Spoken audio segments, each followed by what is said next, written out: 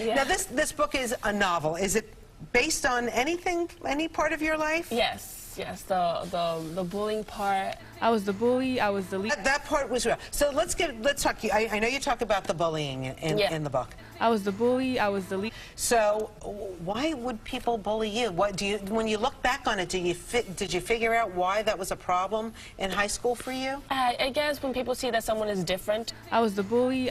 From how they are, they automatically like judge you, and I think that I was very antisocial when I was little, and also I was very loud, and people who were older than me would tease me and would just make fun of me because I was someone that I was easily made fun of. I was the bully. I was the least popular girl. I was the bully. I was the Who here is getting bullied? Who here doesn't want to get bullied anymore? You guys don't want to be bullied anymore? Yeah? Yeah? Well, that's not gonna happen, okay? I'm not here to tell you that tomorrow you're not gonna get bullied. You are probably gonna get bullied. Especially you whining nincompoop. Oh. Can I show you my t-shirt? Sure. T-shirt. What? You! Braceface? Didn't you bully a girl named Braceface? Oh my God! Wow! Oh my God!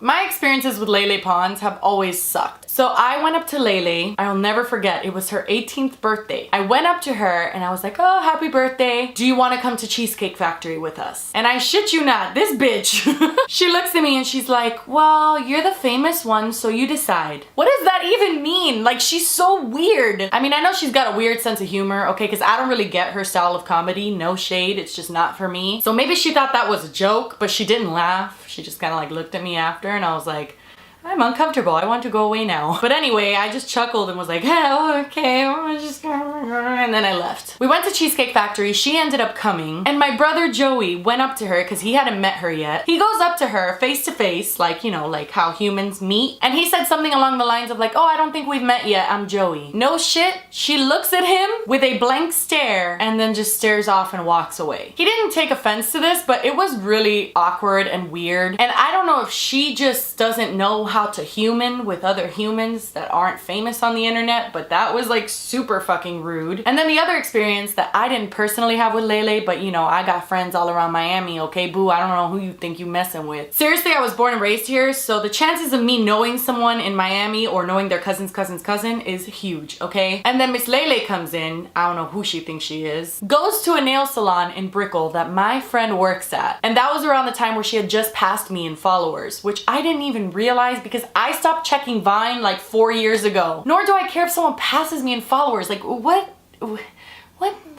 What? People like Lele are unfortunately very common in the internet world. There's enough room for everyone on the internet. I don't know how people don't get that. Vine was a little more cutthroat because it was like, who's the top 10 Viners? But even then, it's like, who cares? Are you paying your bills? Am I paying my bills? Great, congratulations. Point is, she goes to this nail salon, and while she was there, I'm pretty sure she was with a friend or something, and she was bragging in a nail salon, a public setting, about how she had just passed me in followers. That same day, my friend, who is a nail technician at that nail salon, texted me and was like, this bitch is here talking shit, and I was like, well, she sucks, so I'm not surprised. If you know anything about her situation with Amanda Cerny, makes a lot of sense, okay? Because Lele Pons is cuckoo for Cocoa Puffs when it comes to numbers. And I found out like a month and a half ago that she was deleting all of my successful videos on Instagram and on YouTube and putting my account on private and tagging me in photos, and I wouldn't even dream or think for a second of it being her.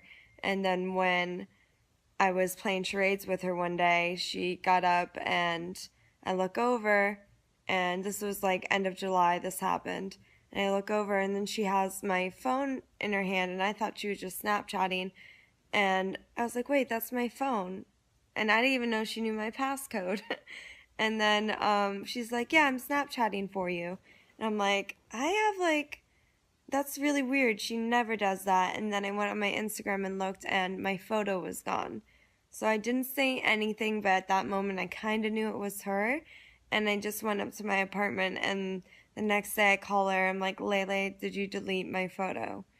And she was like, no, Amanda, I would never do that, blah, blah, blah. I'm your best friend. I was like, okay, like, I hope not, because every time my photos and videos would be deleted, you would be the one that was right by my side being like, don't worry, Amanda, that's so weird. YouTube and Instagram is doing this to you. Good thing I'm your best friend. I'm here for you. That's so crazy. Maybe you should just not post on YouTube anymore.